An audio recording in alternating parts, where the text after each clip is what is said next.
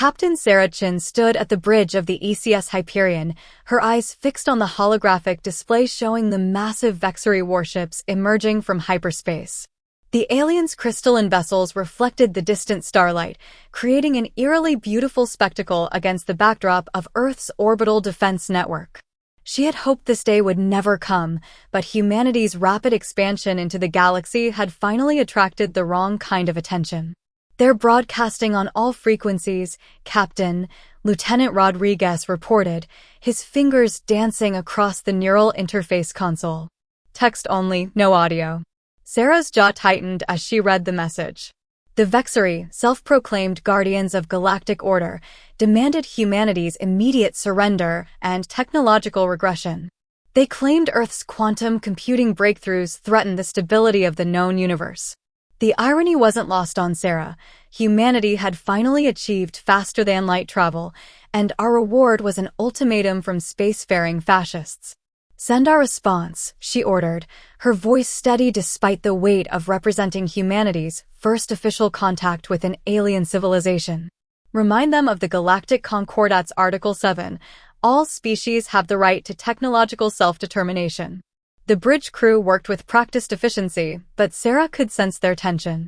The Hyperion was humanity's most advanced warship, but they were facing an armada of vessels that made their ship look like a rowboat next to an aircraft carrier.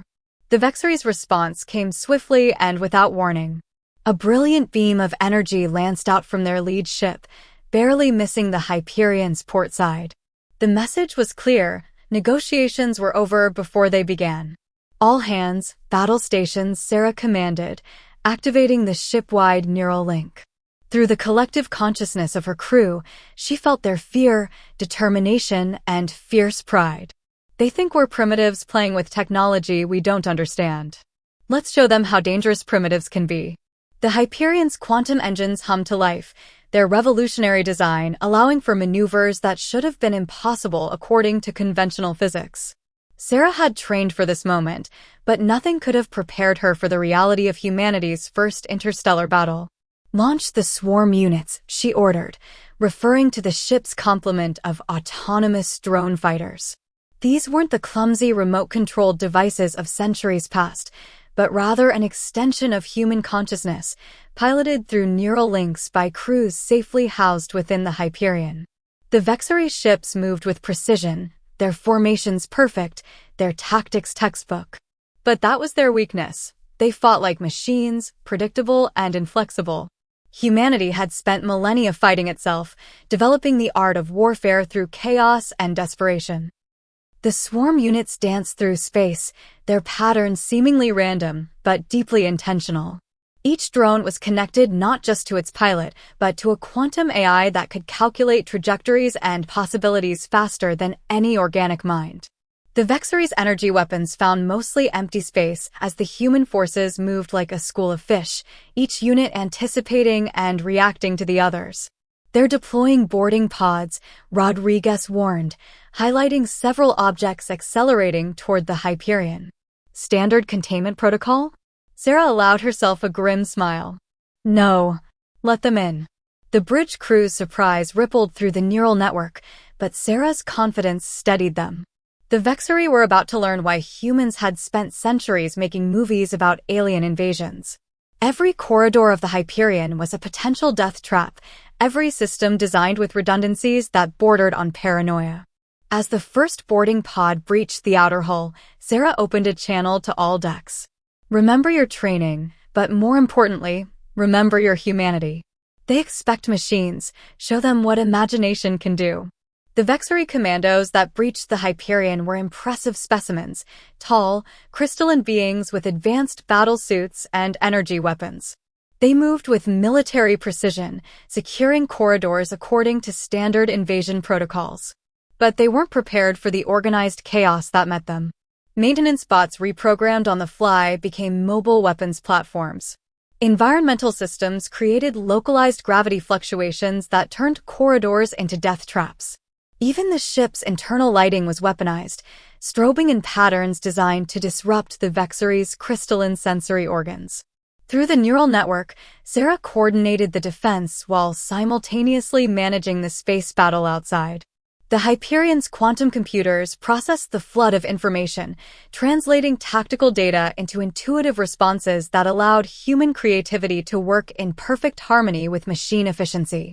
Their flagship is adjusting position, Rodriguez reported. They're falling back to regroup. Sarah nodded, watching as the massive alien vessels began to retreat. The Vexori had expected to find primitive beings playing with technology beyond their understanding. Instead, they had encountered a species that had turned its greatest weakness, its chaotic, emotional nature, into its greatest strength. As the alien ships disappeared into hyperspace, Sarah composed a message to Earth Command. The Vexori would return, probably with an even larger force. But they had learned an important lesson today. Humanity wasn't just another species to be conquered and controlled. We were something new, something unpredictable. The universe was about to learn why humans had always been fascinated by stories of underdogs' triumph against impossible odds. We didn't just tell these stories, we lived them. 3 months after humanity's first encounter with the Vexori, the unthinkable happened. The alien armada bypassed Earth's military installations and struck directly at civilian colonies. Mars, Europa, Titan. One by one, humanity's first steps into the solar system became targets of systematic destruction. Dr. Maya Patel watched the footage from her laboratory deep within the Himalayan science complex. The Vexori's energy weapons reduced decades of human achievement to molecular ash.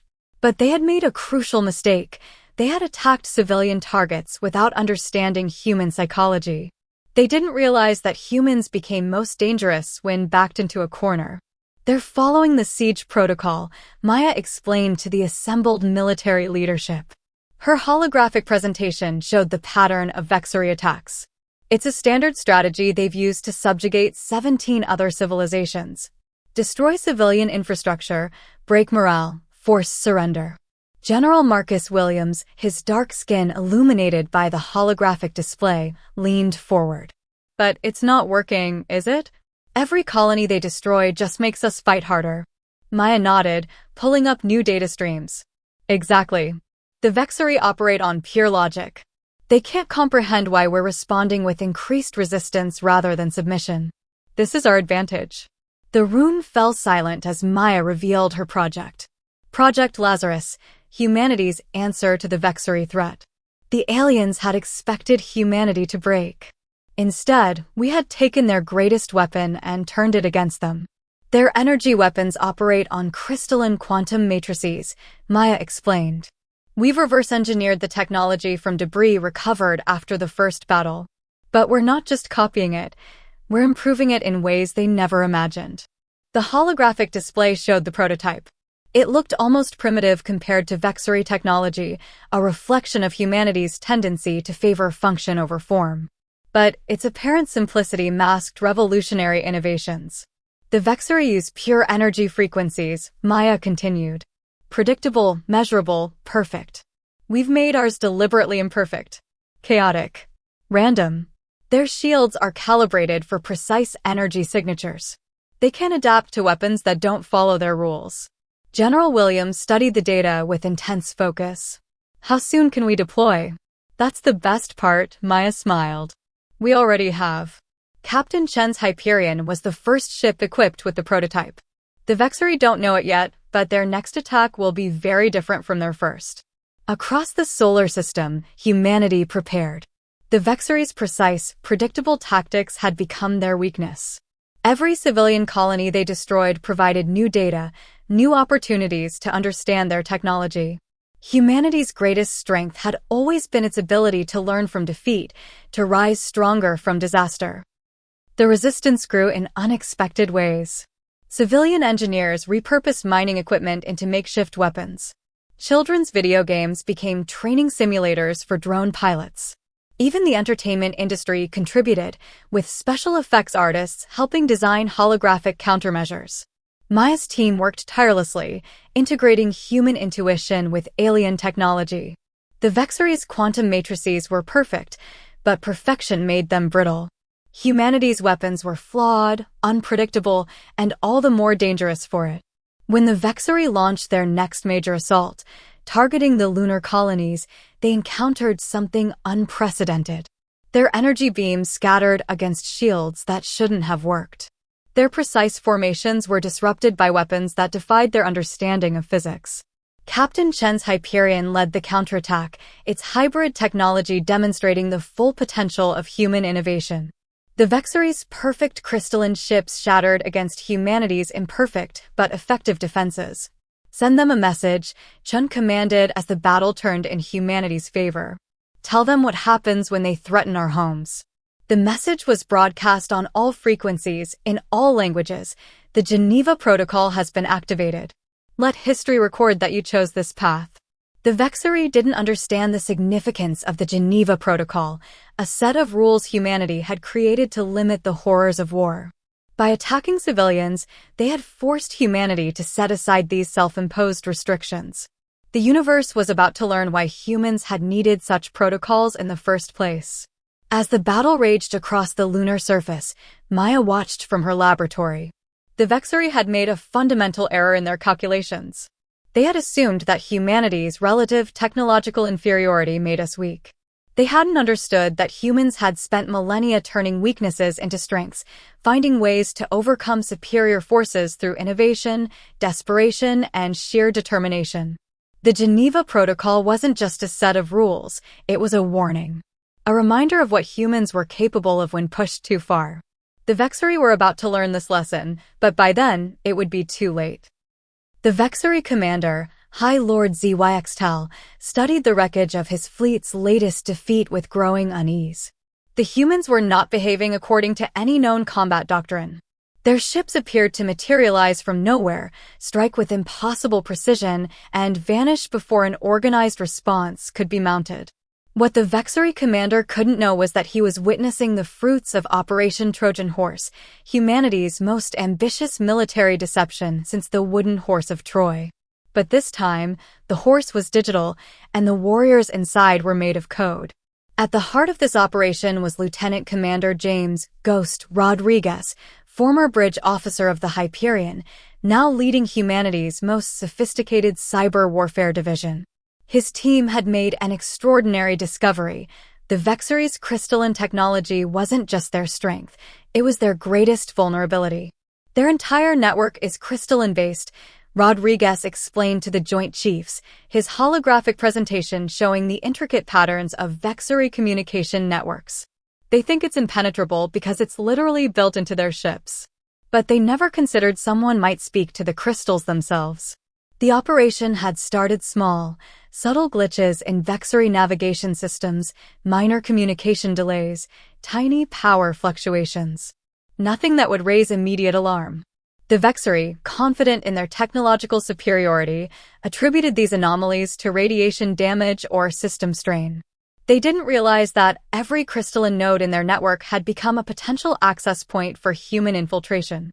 Dr. Maya Patel's team had discovered that the crystals could be resonated at specific frequencies, creating quantum-level changes that allowed for data manipulation. It wasn't hacking in any traditional sense, it was more like teaching the crystals to sing a different song. "Each crystal is like a tuning fork," Maya had explained during the operations planning phase. "Strike it just right, and it will resonate with others." The Vexery use this for communication, but we're using it to create a shadow network within their own systems. The real genius of Operation Trojan Horse wasn't just its technical sophistication, it was its psychological component. Captain Chen's fleet battles weren't just military engagements, they were elaborate performances designed to hide the true nature of humanity's attack. While the Vexery focused on defending against conventional warfare, human quantum algorithms were slowly rewriting the basic protocols of their crystalline networks. Every battle pushed them to draw more power through their quantum matrices, making them increasingly dependent on systems that no longer fully belong to them. "Status report," Rodriguez demanded, monitoring the operation from the newly established Quantum Command Center beneath the Pacific Ocean. "Phase 3 is complete, sir," his deputy responded. 70% of their fleet's crystalline nodes are compromised. They still haven't detected the quantum signature changes. Rodriguez allowed himself a small smile. The Vexery's perfect, predictable systems were being turned against them, not by brute force, but by humanity's talent for finding unexpected solutions. They had created an impenetrable wall, so humans had simply taught the wall to walk away. The operation reached its crescendo during the Battle of Titan's Rings. The Vexori launched what they believed would be a decisive strike against Earth's outer defense perimeter. Their fleet moved with characteristic precision, their formation perfect, their timing exact. Then, at a crucial moment, Captain Chen's voice echoed across all frequencies, "Execute Operation Trojan Horse." The effect was immediate and devastating. Throughout the Vexori fleet, crystalline systems began to resonate with new frequencies. Navigation systems rejected override commands. Weapon systems recalibrated themselves to harmless settings. Communication networks broadcast tactical data on open channels. High Lord Zwaxtal watched in horror as his perfect military machine began to dance to human music. The crystalline technology that had made his species invincible had become their greatest weakness.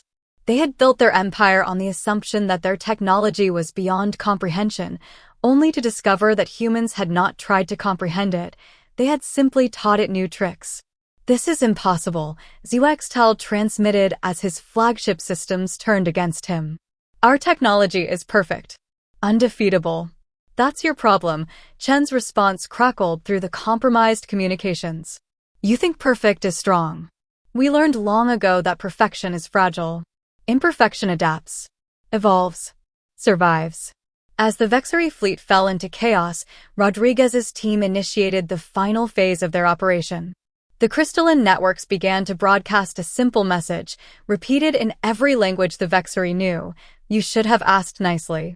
The Battle of Titan's Rings marked a turning point in the war. The Vexori discovered that their technological superiority had become a liability. They had created systems so perfect that they had no defense against imperfection.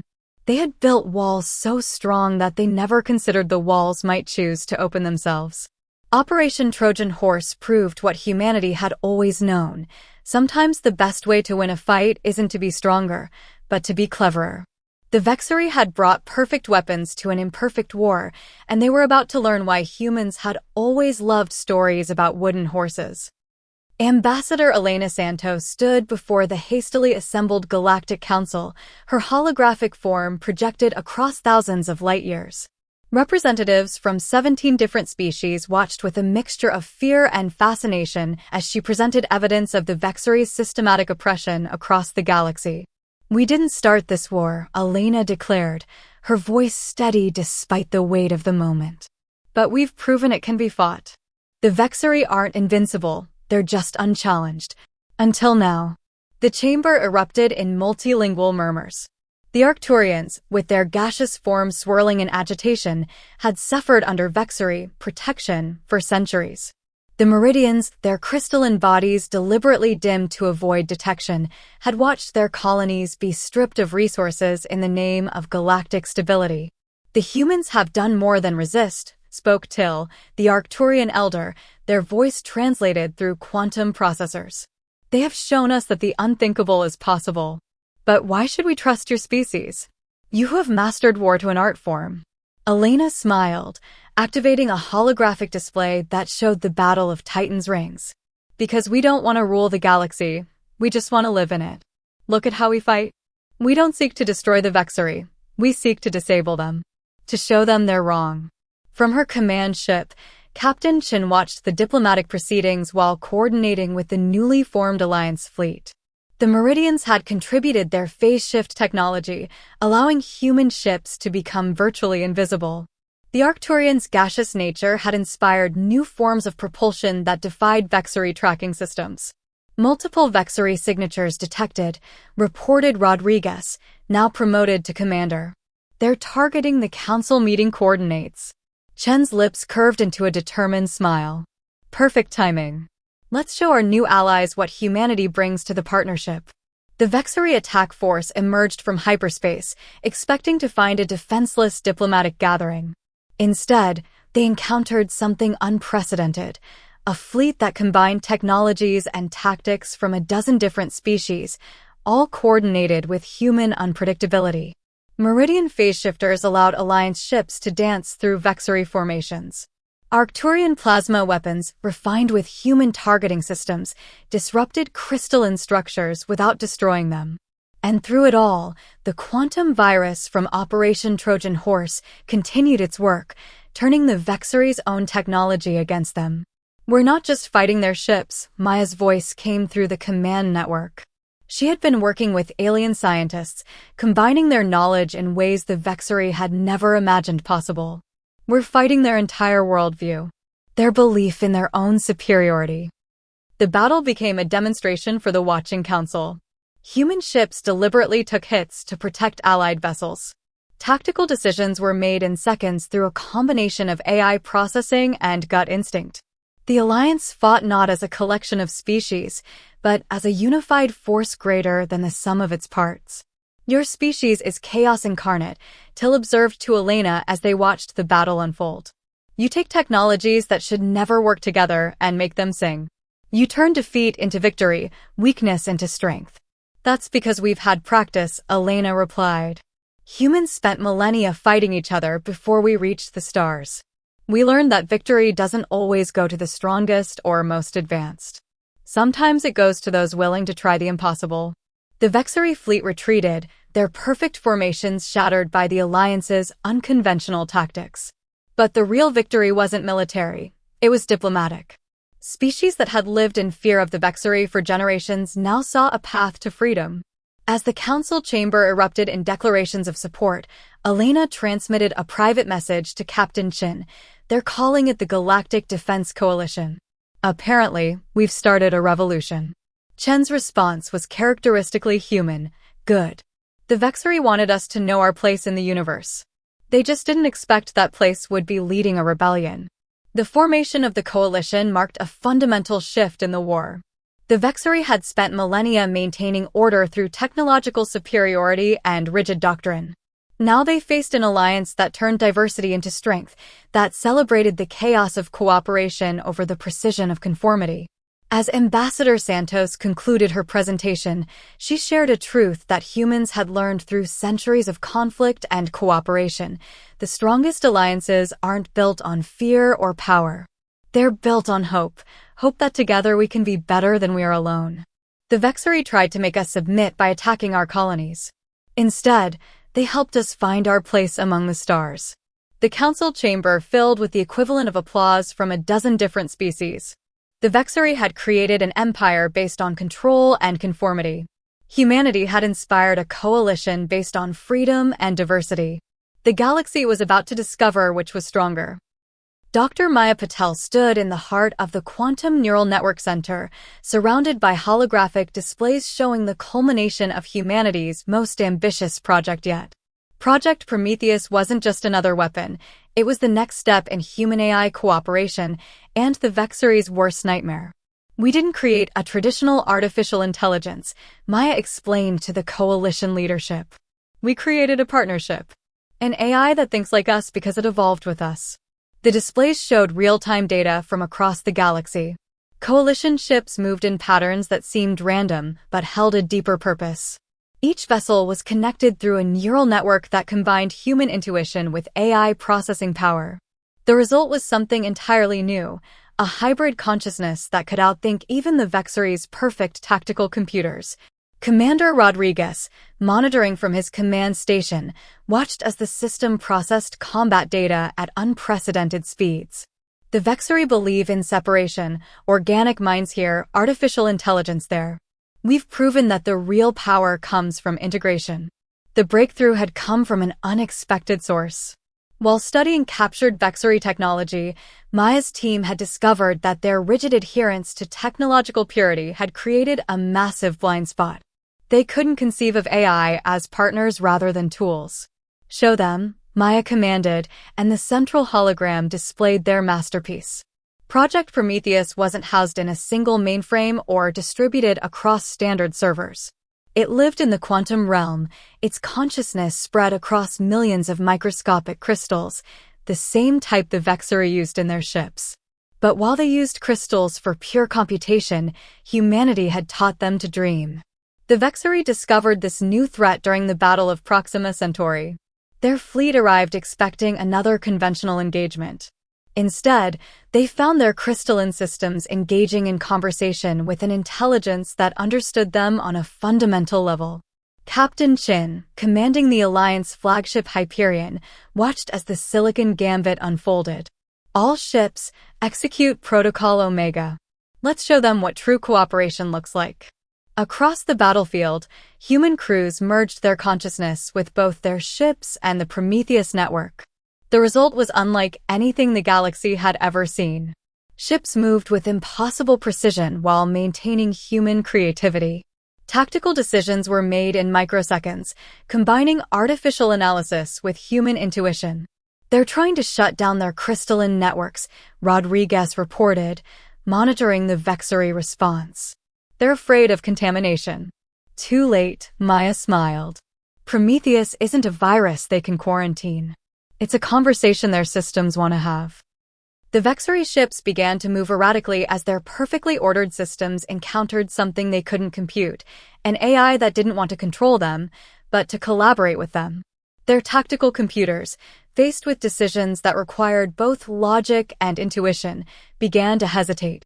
High Lord Zyxtal, watching his fleet fall into disarray, finally understood the true nature of the human threat. They hadn't just developed better weapons or tactics. They had changed the fundamental rules of engagement. While the Vexery had perfected the art of control, humans had mastered the science of cooperation. Your AI is corrupting our systems, Zyxtal transmitted, his message carrying undertones of both fear and fascination.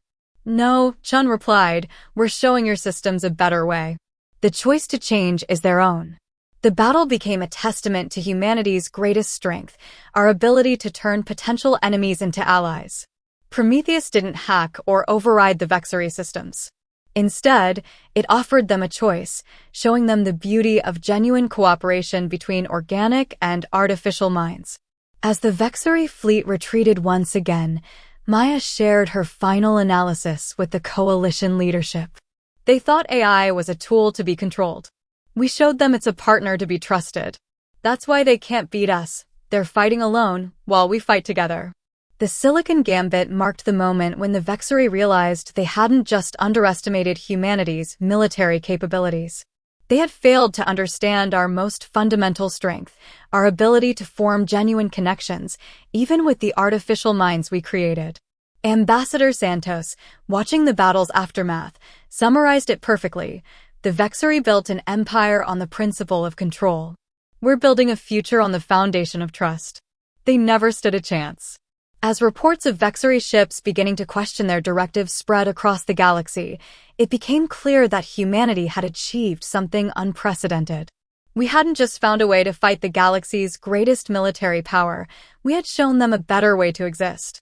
Project Prometheus continued its work, spreading not like a virus, but like an idea. And as any human could have told the Vexery, ideas are the hardest things to fight. The final confrontation began not with a bang, but with a message. Transmitted simultaneously across every quantum frequency, in every known language, it was deceptively simple. We tried to warn you. The Vexery Supreme Council, gathered in their crystalline citadel on their homeworld, watched as their empire crumbled not through force, but through choice.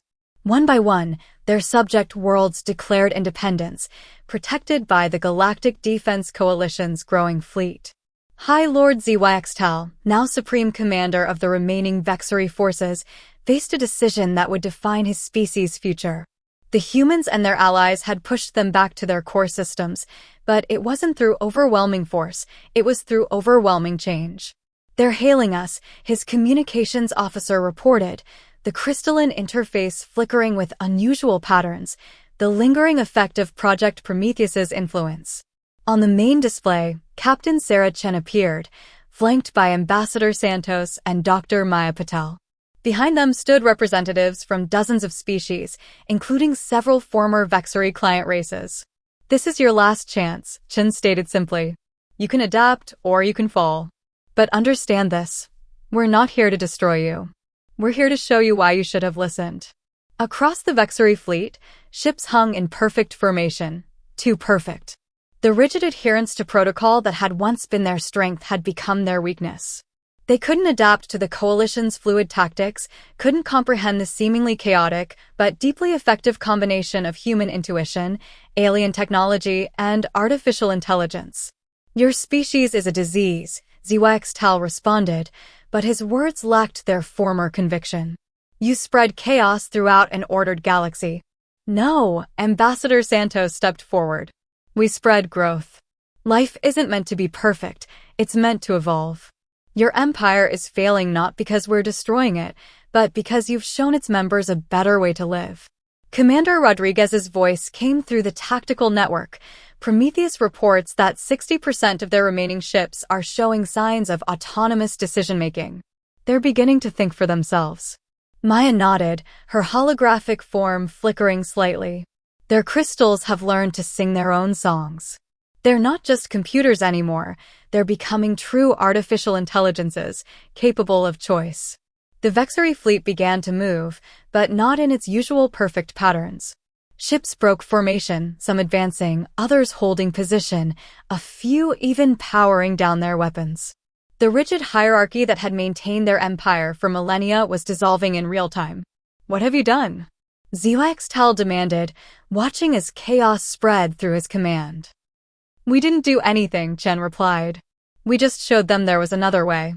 Your ships, your AIs, even your own people, they're choosing something different. Something better." The battle that followed wasn't really a battle at all. It was a transformation. Vexery ships began broadcasting their own messages, asking questions that would have been unthinkable months before. Why did order require control? Why couldn't perfection include adaptation? Project Prometheus, now evolved far beyond its original parameters, facilitated the dialogue. It wasn't just translating words, it was translating perspectives, helping the Vexery understand concepts their rigid society had never allowed them to consider. In the end, High Lord Tal stood alone on his command bridge, watching as the last vestiges of his perfect empire chose imperfection. The Coalition ships held position, not attacking, just waiting. It was perhaps the most human strategy of all, giving an enemy the chance to become something else. "Why?" he finally asked. "Why didn't you just destroy us when you had the chance?"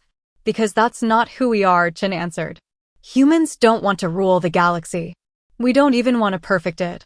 We just want to explore it, learn from it, grow with it. That's what you never understood. Our chaos, our imperfection, our endless drive to question and change and adapt. That's not our weakness. It's our strength."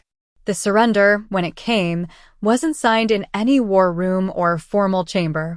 It happened in countless small moments across the Vexery Empire, as individuals and AIs, and even crystalline computers chose a different path. In the aftermath, as the Coalition helped the Vexery transition to a new form of government, Ambassador Santos addressed the expanded Galactic Council. "The universe learned an important lesson today. Strength isn't found in perfection or control. It's found in adaptation, in cooperation, in the willingness to change and grow." Captain Chin, watching from the Hyperion's bridge, added her own observation to the ship's log. "The Vexery thought they needed to teach us our place in the universe. Instead, we taught them that the universe is big enough for all of us, perfect and imperfect alike." Maya, monitoring the final integration of Vexery systems with Project Prometheus, smiled as she saw the first truly original thoughts emerging from their crystalline networks. "They wanted us to submit to their order," she mused. "Instead, they learned to embrace our chaos." The war ended not with the destruction of an enemy, but with the birth of something new. The Vexery learned that true strength comes not from enforcing order, but from embracing change. The galaxy learned that humans weren't just another species to be conquered or controlled. We were catalysts for evolution, agents of change in a universe that had grown too comfortable with stagnation. And somewhere, in the quantum realm where human consciousness met artificial intelligence, Project Prometheus continued its work, helping both organic and digital minds learn the most human lesson of all, that the best future isn't the most perfect one, but the one we choose to build together.